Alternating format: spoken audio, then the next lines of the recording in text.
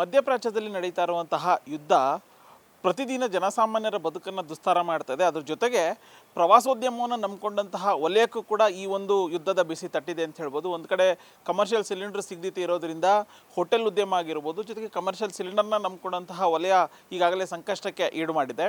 ಮತ್ತೊಂದು ಕಡೆ ಯುದ್ಧ ನಡೀತಾ ಇರೋ ಹಿನ್ನೆಲೆಯಲ್ಲಿ ಬೇರೆ ಬೇರೆ ದೇಶಗಳಿಂದ ಅಂದರೆ ಪ್ರಮುಖವಾಗಿ ಇರಾನು, ಇಸ್ರೇಲು, ಸೌದಿ, ದುಬೈ ಈ ಒಂದು ಭಾಗದಿಂದ ಬರ್ತಾ ಇರುವಂತಹ ವಿಮಾನಗಳ ಹಾರಾಟವನ್ನು ಕೂಡ ಸ್ಥಗಿತಗೊಂಡಿದೆ. ಸೊ ಹೀಗಾಗಿ ಇದೇ ಆ ಒಂದು ಭಾಗದಿಂದ ಬರ್ತಾ ಇರುವಂತಹ VVIPಗಳನ್ನು ಕರೆದುಕೊಂಡು ಹೋಗಲಿಕ್ಕೆ ಇದ್ದಂತಹ ವಾಹನಗಳು ಕೂಡ ಈಗ ನಿಂತಲೇ ನಿಂತಿರುವಂಥದ್ದು. ನಾನು ನಿಮಗೆ ದೃಶ್ಯದಲ್ಲಿ ಕೂಡ ತೋರಿಸ್ತಾ ಹೋಗ್ತಾ ಇದ್ದೀನಿ. ಕಳೆದ 20 ದಿನಗಳಿಂದಲೂ ಕೂಡ ಇದೇ ಒಂದು ಪರಿಸ್ಥಿತಿ ನಿರ್ಮಾಣ ಆಗಿದೆ.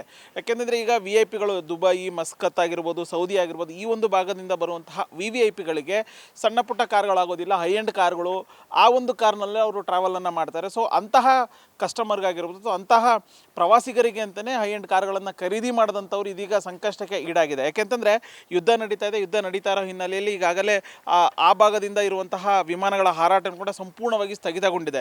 20 ದಿನಗಳಿಂದ 70-80% ಬಿಸ್ನೆಸ್ ಬಿದ್ದಿದೆ ಅನ್ನುವಂಥ ಒಂದು ಮಾಹಿತಿ ಒಂದು ಕಡೆ ಆದರೆ, ಮತ್ತೊಂದು ಕಡೆಗಳಲ್ಲಿ ಪ್ರತಿ ದಿವಸ ಅತಿ ಹೆಚ್ಚಿನ ಸಂಖ್ಯೆಯಲ್ಲಿ ಪ್ರವಾಸಿಗರು ಬೆಂಗಳೂರು ಅಂತಾರಾಷ್ಟ್ರೀಯ ವಿಮಾನ ನಿಲ್ದಾಣಕ್ಕೆ ಬರ್ತಿದ್ದಾರೆ. ಸೊ ಆ ಒಂದು ಯುದ್ಧದ ಹಿನ್ನೆಲೆಯಲ್ಲಿ ಈಗ ಅದು ಕೂಡ ಸಂಪೂರ್ಣವಾಗಿ ನಿಂತಿದೆ ಅನ್ನುವಂಥ ಒಂದು ಬೇಸರ ಸಾರ್ವಜನಿಕ ವಲಯದಿಂದ ಕೇಳಿಬರ್ತೈತೆ. ಸೊ ನಮ್ಮ ಜೊತೆಗೆ ಕಾವೇರಿ ಕಾರ್ಸ್ನ ಓನರ್ ಜೊತೆಗೆ ಪ್ರವಾಸೋದ್ಯಮ ಇಲಾಖೆಗೆ ಸಂಬಂಧಪಟ್ಟಂತಹ ತಜ್ಞರಾಗಿರುವಂತಹ ರಾಧಾಕೃಷ್ಣ ಹೊಳ್ಳ ಇದ್ದಾರೆ. ಅವ್ರನ್ನ ಮಾತಾಡ್ಸೋಣ. ಸರ್, ಈಗ ಯುದ್ಧ ಪ್ರವಾಸೋದ್ಯಮ ಇಲಾಖೆಗೆ ಎಷ್ಟು ಮಟ್ಟಿಗೆ ಎಫೆಕ್ಟ್ ಆಗಿದೆ ಅಂತ ಸರ್? ನೋಡಿ, ಪ್ರವಾಸಿಗಳು ಬರೋದ್ರಲ್ಲಿ ಕೂಡ ಒಂದು ಲಕ್ಸುರಿ ಬಿಸ್ನೆಸ್ ಕ್ಲಾಸ್ ಟ್ರಾವೆಲರ್ಗಳು ಬರ್ತಾರೆ. ಅಂಥ ಟ್ರಾವೆಲರ್ಗಳು ಬರಬೇಕಂದ್ರೆ ಅವರಿಗೆ ಸುರಕ್ಷತೆಯ ದೃಷ್ಟಿಯಿಂದ ಮೊದಲು ಸುರಕ್ಷತೆ ನೋಡ್ತಾರೆ, ಶಾಂತಿಯನ್ನು ನೋಡ್ತಾರೆ. ನಮ್ಮ ಏನು ಅರೇಬಿಯನ್ ಕೊಲ್ಲಿಯಲ್ಲಿ ಏನು ನಡೀತಾ ಇದೆ, ಮಧ್ಯಪ್ರಾಚ್ಯ ರಾಷ್ಟ್ರಗಳಲ್ಲಿ ನಡೆಯುವಂಥ ಒಂದು ಯುದ್ಧದ ಕಾರ್ಮೋಡ ಇದೆ. ಇದರಿಂದ ಆಗ್ಬಿಟ್ಟು ಅಂತಾರಾಷ್ಟ್ರೀಯ ವಿಮಾನಗಳ ಪ್ರಯಾಣ ಟೋಟ್ಲಿ ನಿಂತೋಗಿದೆ. ನಮ್ಮ ಕರ್ನಾಟಕದಲ್ಲಿ 2 ಏರ್ಪೋರ್ಟ್, ಒಂದು ಮಂಗಳೂರು ಏರ್ಪೋರ್ಟಲ್ಲಿ ಸಾಧಾರಣ ದಿವಸಕ್ಕೆ 6-7 ಫ್ಲೈಟ್ಗಳು ಅರಬ್ ರಾಷ್ಟ್ರಗಳಿಂದ ಬರ್ತದೆ. ಬೆಂಗಳೂರಿಗೆ 22-24 ಫ್ಲೈಟ್ಗಳು ಅರಬ್ ರಾಷ್ಟ್ರಗಳಿಂದ ಬರುತ್ತೆ. ಇದು ಎಲ್ಲ ಫ್ಲೈಟ್ಗಳು ಕೂಡ ನಿಗದಿತವಾಗಿ ಬರ್ತಾ ಇಲ್ಲ. ಒಂದೊಂದು ಸರ್ತಿ ಬರುತ್ತೆ, ಒಂದೊಂದು ಸರ್ತಿ ಬರೋಲ್ಲ. ಸಮ್ಟೈಮ್ ಎಮರ್ಜೆನ್ಸಿ ಫ್ಲೈಟ್ಗಳು ಬಂದರೆ ಕೂಡ 40% 50% ಪ್ಯಾಸೆಂಜರ್ಗಳಿರ್ತಾರೆ. ಇದರಿಂದ ಆಗ್ಬಿಟ್ಟು VVIPಗಳಾಗಲಿ ಬಿಸ್ನೆಸ್ ಕ್ಲಾಸ್ ಟ್ರಾವೆಲರ್ಗಳು ಟ್ರಾವೆಲ್ ಮಾಡ್ತಾ ಇಲ್ಲ. ಇವರನ್ನೆಲ್ಲ ಅವಲಂಬಿತವಾದಂಥ ನಮ್ಮ ಲಕ್ಸುರಿ ವಾಹನಗಳಿದೆ. ಈ ವಾಹನಗಳಿಗೆ ಬರುವಂಥವರೆಲ್ಲ ಲಕ್ಸುರಿ ಕಸ್ಟಮರ್ ಇರ್ತಾರೆ. ಒಂದು ಇನ್ವೆಸ್ಟರ್ಸ್ ಆಗಿರ್ಬೋದು, ಅಥವಾ ಲಕ್ಸುರಿ ಹೋಟೆಲ್ಗಳಲ್ಲಿ ಸ್ಟೇ ಆಗುವಂಥವ್ರು ಇರ್ಬೋದು, ಮೋಜು ಮಸ್ತಿಗಾಗಿ ಬರುವಂಥವ್ರು ನಮ್ಮ ವಾಹನಗಳನ್ನು ಬಳಕೆ ಮಾಡ್ತಾರೆ. ಅವರು ಯಾರು ಕಳೆದ 20 ದಿವಸಗಳಿಂದ ಟ್ರಾವೆಲ್ ಮಾಡ್ತಾ ಇಲ್ಲ. ಇದು ಮಾತ್ರ ಅಲ್ಲದೆ ಯುರೋಪ್ ಕಂಟ್ರಿಗಳಿಂದ ಬರುವವರು ಕೂಡ ಈಗ ಫ್ಲೈಟ್ಗಳ ದರ ಚೇಂಜಸ್ ಆಗಿದೆ, ರೂಟ್ ಚೇಂಜಸ್ ಆಗಿದೆ. ಇದೆಲ್ಲದರಿಂದ ಆಗ್ಬಿಟ್ಟು ನಮ್ಮ VVIP ಟ್ರಾವೆಲರ್ಗಳು ಯಾರೂ ಬೆಂಗಳೂರು ನಗರಕ್ಕೆ ಬರ್ತಾ ಇಲ್ಲ. ಇದರಿಂದ ಆಗ್ಬಿಟ್ಟು ನಮ್ಮ ದೊಡ್ಡ ಮಟ್ಟದಲ್ಲಿ ನಾವು ಕರೋನಾ ಸಂದರ್ಭದಲ್ಲಿ ಯಾವ ಥರ ನಮ್ಮ ವಾಹನಗಳನ್ನು ಎತ್ಕೊಂಡಿದೆಯೋ ಅದೇ ಒಂದು ಪರಿಸ್ಥಿತಿಯನ್ನು ನಾವು ಪುನಃ ಇವಾಗ ಎದುರಿಸ್ತಾ ಇದ್ದೀವಿ.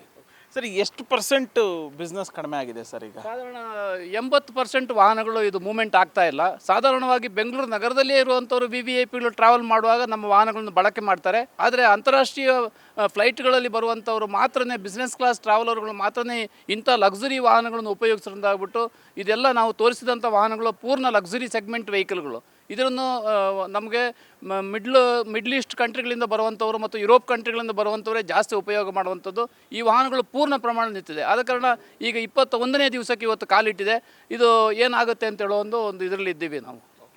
ಸೊ ಅಂದರೆ ಈ ಯುದ್ಧ ಒಂದಕ್ಕೊಂದಕ್ಕೆ ಚೈನ್ ಲಿಂಕು. ಈ ಯುದ್ಧ ನಡೀತಾ ಇದೆ, ಆ ಭಾಗದಿಂದ ಬರುವಂತಹ VVIPಗಳು ಗೆಸ್ಟ್ಗಳು ಭಾರತಕ್ಕೆ ಬರ್ತಾರೆ. ಅದರ ಪ್ರಮುಖವಾಗಿ ಪ್ರವಾಸೋದ್ಯಮಕ್ಕೆ ಅಂತಲೇ ಒಂದಷ್ಟು VVIPಗಳು ಬೇರೆ ಬೇರೆ ಭಾಗಕ್ಕೆ ಹೋಗ್ತಾರೆ. ಸೊ ಯುದ್ಧದಿಂದಾಗಿ ಬರುವಂತಹ ಪ್ರವಾಸಿಗರ ಸಂಖ್ಯೆನೂ ಕೂಡ ಕಡಿಮೆ ಆಗಿದೆ. ಜೊತೆಗೆ ಆ ಒಂದು ಪ್ರವಾಸಿಗರಿಗಾಗಿ ಅನುಕೂಲ ಆಗಬೇಕು ಅಂತ ನಿಟ್ಟಿನಲ್ಲಿ ಹೈ ಎಂಡ್ ಲಕ್ಸುರಿ ಕಾರ್ಗಳನ್ನು ಖರೀದಿ ಮಾಡಿದೀಗ ಅದು ನಿಂತಲೇ ನಿಂತಿರುವಂಥದ್ದು. ಸೊ ಆದಷ್ಟು ಬೇಗ ಯುದ್ಧ ನಡೀತಾ ಇದೆ, ಯುದ್ಧದ ಭೀತಿ ಆದಷ್ಟು ಬೇಗ ಮರೆ ಆಗಬೇಕು.